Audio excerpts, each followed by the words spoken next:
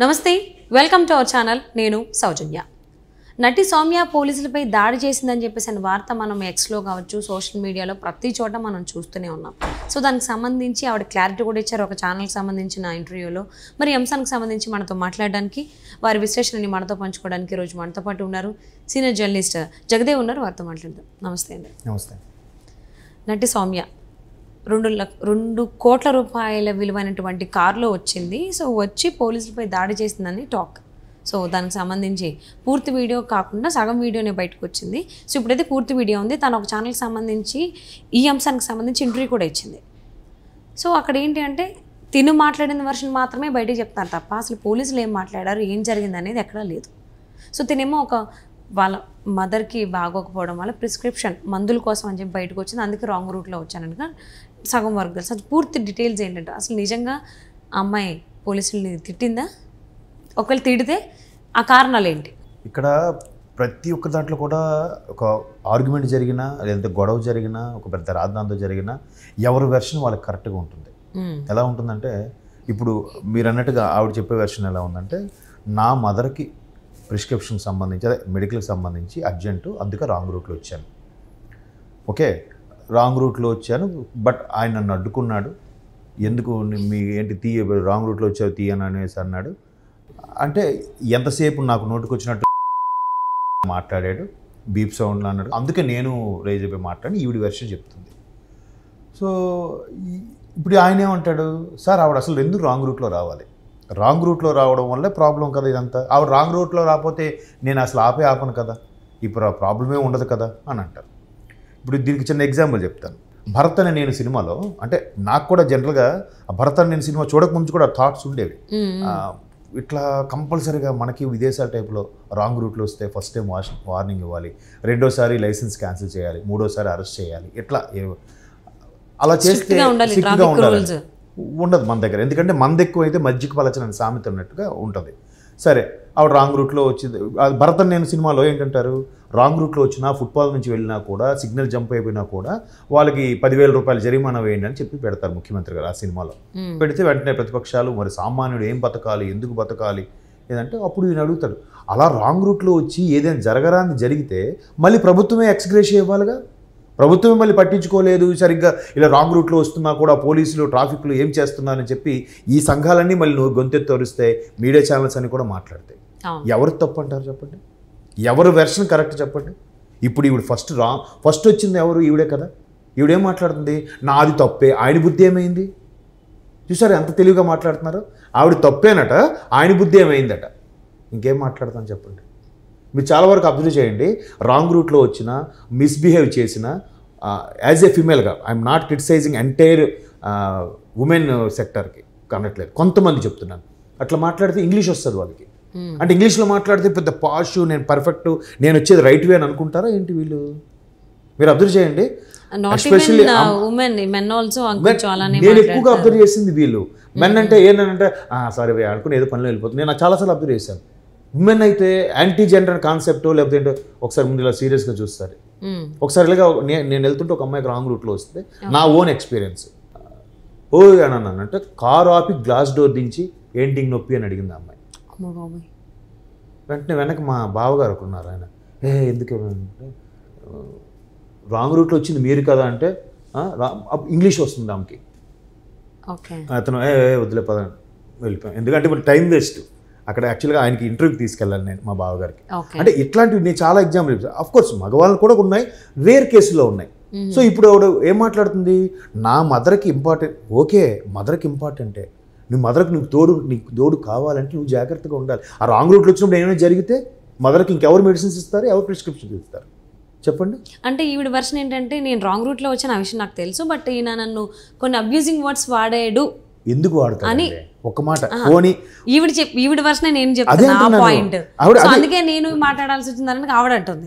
ఇప్పుడు నేనేమంటున్నానంటే, రాజకీయ నాయకుల్ని ఓటేయండి రానంటే ఈ మధ్యకాలంలో వచ్చిన కొత్త నినాదం ఏంటో తెలుసా, ఎవరు తినలేదబ్బా అందరూ తింటున్నారు కదా. అదొక టాపిక్కేనా చెప్పండి? అసలు ఎవరు తినలేదబ్బా అని మాట్లాడుతున్నారు ఓటేసేవాళ్ళు. ఇంకా నేను అసలు నాకు అర్థం. అలాగే ఇప్పుడు పోనీ నా తప్పే ఏంటి, పోనీ నా తప్పే నీ వల్లే కదా వచ్చింది ఆడు ఊరికి వచ్చి మీద పడిపోయి పక్కది కారు నీ లైసెన్స్ చూపించని అడిగాడా? లేదా నువ్వు అమ్మాయి బాగున్నావు కదా అని చెప్పి నోటికి వచ్చినట్టు అమ్మాయిని కాసేపు ఆడుకుందాం ఆడుకున్నాడా? రాబట్టే కదా నటి సౌమ్యని ఆపింది అసలు యాక్చువల్లీ. మరి కదా రాకపోతే అసలు ఆపడు కదా. దానికి అంత వీరంగం చేసి రివర్స్ గేర్ ఏంటి? దానికి మళ్ళీ సోకాళ్ళు కొన్ని ఛానల్స్ ఇంటర్వ్యూ చేస్తే దాన్ని మళ్ళీ గొప్పగా ప్రజెంట్ చేయడం ఏంటి? ఎవరికి వాళ్ళ రేటింగ్ కోసం కదా. ఎవరు వెర్షన్ వాళ్ళది కరెక్ట్. ఒకసారి ఒక ఫ్రెండ్ ఒక స్టోరీ చెప్పాడు, మీకు చెప్పానో లేదో గతంలో. ఒకసారి ఒక ఉద్యమం పీక్గా ఉన్న టైంలో ఒక అమ్మాయి చనిపోయింది పాపం. సమ్ ఇంటర్మీడియట్ డిగ్రీ చదువుతున్న అమ్మాయి. ఇప్పుడు దానికి వెర్షన్ ఏంటి తెలుసా? వెంటనే ఇంకో వాళ్ళు వచ్చి లేదు ఈ అమ్మాయి పలానా ఇన్స్టిట్యూట్లో చదువుకుంది, ఎగ్జామ్స్ సరిగా రాలేదు కాబట్టి ఇన్స్టిట్యూట్ మీద వేద్దామన్నారు. ఇంకోటి వచ్చి అన్నాడు మీ అమ్మాయి ఎవరితో అఫేర్ ఉందో చెప్పు, పలానోడు మినిస్టర్ కొడుకు అని చెప్పు, ఆయన పట్టుకుందాం మొత్తానికి కొన్ని 50 లక్షలు లాగుదాం అని చెప్పి ఇంకో టీం వచ్చింది. ఓకే, ఈ రకరకాలుగా ఒకళ్ళు అంటారు వీడియోగా ఎవరితోనో ఏదో చెడు తిరిగింది బయటికి చెప్పుకోలేక సూసైడ్ చేసుకుంది అంటున్నారు ఇరుగు పొరుగు. అసలు వెర్షన్ అలాంటివి 7 వెర్షన్స్ ఉన్నాయి. అసలు వెర్షన్ ఎవరికి తెలుసు? ఆ చనిపోయిన మా మహాతల్లికి తెలుసు, ఆ ఇంటి వ్యక్తులకి తెలుసు, ఇంట్లో వ్యక్తులు కూడా కొన్నిసార్లు తెలియకపోవచ్చు. ఎవడు వాడు రాసి ఎవడు వెర్షనాలు చెప్పేసుకుంటుంటే ఏముంది? నేను వచ్చాను రాంగ్ తప్పే అంటే ఇంకేముంది? ఆ తప్పే ఇంకా చాలా అవుతుంది. చాలా మీరు అబ్జర్వ్ చేయండి, సిగ్నల్ పడుతుంది, సిగ్నల్ పడగానే కారులో కూర్చొని ఫోన్ చూసుకుంటుంటాడు, వెనక నుంచి బైక్ కూడా ఎవడో ఆర్న్ వేస్తే అప్పుడు చూసి మెల్లగా పెట్టి గేరేసి వెళ్తాడు. నువ్వేంటి ఎంతసేపు 5 సెకండ్స్ ఆగబ్బా ఎందుకు తొందర అంటాడు. నీ 5 సెకండ్స్లో ఈ 5 అదలాగా లాస్ట్లో ఉండేవాడికి అది ½ an hour అయిపోతుంది. అది ఆడొచ్చేసరికి సిగ్నల్ పడుతుంది, ఈ సిగ్నల్ ఇంకో 15 minutes. ఆడెంత తొందరగా వెళ్ళాలో, వాడు అవసరం ఏంటో, వాడే మెడికల్ ఇష్యూ ఉందో ఎవడికి కావాలి? ఎవడు దర్శనం ఆడిది. గ్లాస్ డోర్స్కి పైకెత్తేస్తాం, మనం పాటలు పెట్టుకుంటాం, సంబంధం లేదు. ఏమనంటే ఏం మాట్లాడతారు, ఈ బైక్ వాళ్ళ మధ్యలో దూరిపోతారు. ఈ బైక్ వాళ్ళకి ఎప్పుడు కారు వాళ్ళంటే చిన్న చూపే అని రివర్స్లో మాట్లాడతారు. అంటే 2 కోట్ల కారులో వస్తే వదిలే రాంగ్ రూట్లో వెళ్ళినా రైట్ అయిపోతుందా కదా? ఆ సదరు వ్యక్తి ఎవరైతే ఇంటర్వ్యూ చేశారో వాళ్ళు కూడా అనాలి, వాళ్ళు కూడా అడగాలి. అసలు ఫస్ట్ స్టార్ట్ చేసిందే రాంగ్ కదా నువ్వు, మరి దాన్ని ఇంకేం మాట్లాడతాం? సో అది కింద అదే ఒక ఎస్పీ ఐపీఎస్ అలాగా ఆపితే చూద్దాం ఛాలెంజ్ చేస్తారు, మాట్లాడతారేమో. మనిషి కూడా మనిషి డ్రెస్సింగు ఆడి స్థాయిని బట్టి కూడా బాడీ లాంగ్వేజ్ మాట తీరు మారిపోతుంది. అలా ఉంది ఇప్పుడు జనరేషన్. దానికి మనం ఇంకేం మాట్లాడతాం చెప్పండి? దానికి ఎగ్జాంపుల్ కూడా చెప్పాను కదా, భరత్ అని. నేను హడావుడిగా కొంచెం త్వరగా రెడీ అవ్వబ్బా, త్వరగా రెడీ అవ్వకుండా లేట్గా వెళ్ళి టైం అయిపోతుంది ఆఫీస్కి. ఎందుకు ఫాస్ట్గా లేదని గుద్దితే నీకేం జరిగితే నీ ఫ్యామిలీకి ఎవరు సమాధానం? అదెవరు ఆలోచించరు ఎందుకు? 10,000 రా పెనాల్టీ. 10,000 పెనాల్టీ వేయించుకోవడం ఎందుకు? ఒక్క 5 నిమిషాల ముందు లేవబ్బా, అన్నీ సర్దుకుంటాయి కదా. మళ్ళీ ఇలా మాట్లాడితే ఒక్కొక్కడికి ఇంగ్లీష్ వస్తుంది. నీకేం తెలుసులే అనే పదం కూడా వాడతారు. బాబు నా జాబ్ టెన్షన్ నీకేం తెలుసురా బాబు, నువ్వు హ్యాపీగా. ప్రతి ఒక్కడికి ఎంత చెట్టుకి అంత గాలి అన్నారు. ప్రతి ఒక్కరికి కష్టాలు పేతవి. మీ అమ్మగారికి మెడిసిన్ అంత అర్జెంట్ ఇంట్లో అయిపోయేంత వరకు ఎందుకు తెచ్చుకున్నారు? ముందు పెట్టుకోండి, లేదా బైక్ మీద వెళ్ళి తీసుకురండి. బైక్ అయితే ఈజీ కదా, 2 వీలర్ అయితే ట్రాఫిక్లో త్వరగా వెళ్ళచ్చు. బైక్ ఉండాలని లేదు కదా, 2 crores కార్ ఉన్నప్పుడు బైక్ మెయింటైన్ చేస్తారని చెప్పి కూడా అనుకోలేము. యాక్చువల్లీ సెక్యూర్ రీజన్స్ అని చెప్తారు. ఏదైనా ఆన్సర్ ఉంది, అంత మెయింటైన్ చేసే వాళ్ళు 2 crores కార్ ఉన్నప్పుడు బైక్ డ్రైవ్ చేయలేరు కదా. చేయకపోవచ్చు, అసిస్టెంట్లు ఉంటారుగా, పని వాళ్ళు ఉంటారుగా, అంత మెయింటైన్ చేసే వాళ్ళకి ఆ మాత్రం పర్సనల్గా ఉంటారుగా, వాళ్ళకి చెప్పి పంపించవచ్చుగా. దానికి మళ్ళీ నువ్వు నిజంగా వచ్చావో లేదా మళ్ళీ అక్కడికి వెళ్ళి ఎంక్వైరీ చేసుకోవాలి. పోలీసు వాళ్ళకి అదొక డాషా. ప్రతి ఒక్కడు పోలీసు నిజంగా వాళ్ళని ఎంతకని పడతారమ్మా, ఎంతకని కంట్రోల్ చేస్తారు? చదువుకున్న వాళ్ళు మీరే కరెక్ట్గా లేకపోతే వాళ్ళు ఏం చేస్తాడు?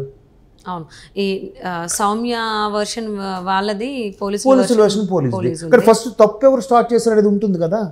మరి దానికి మూలం ఎక్కడి నుంచి అంటే ఈవిడ రాంగ్ రూట్ లో రాకపోతే ఆ హోమ్ గార్డ్ కూడా ఒక మాట అనరు, ఏమన్నారు. అబ్యూజింగ్ వర్డ్ అనేది యూజ్ చేశారు హోమ్ గార్డ్ అని చెప్పేసి అని నటి సౌమ్య చెప్తున్నారు. సో దానికి సంబంధించి పోలీసులే మనకు క్లారిటీ ఇవ్వాలి అంశానికి సంబంధించి. సో ఈవిడ వర్షన్ అయితే ఒక యూట్యూబ్ ఛానల్లో ఇచ్చిన ఇంటర్వ్యూలో యూట్యూబ్ ఛానల్ ఇంటర్వ్యూ ఇచ్చారు కదా, ఇదే అంశం కేసు ఫైల్ చేసి మేజిస్ట్రేట్ ముందు ఇలాగ మాట్లాడతారా? పోనీ తప్పు నాదే చెప్పండి మేడం అనగలరా మేజిస్ట్రేట్ ముందు? అంతా ఉండదు కదా. సో అంతా లీగల్ వైజ్ వాళ్ళ ఇన్ కేస్ అలా అయితే సో మరి ఇది కేసు ఫైల్ అవుతుందా, మరి నటి సౌమ్య కోర్టు దాకా వెళ్తారు, అక్కడ దాకా పోరాడతారు ఏంటని చూద్దామండి. Thank you so much for spending your valuable time with Jagdev garu. Thank you.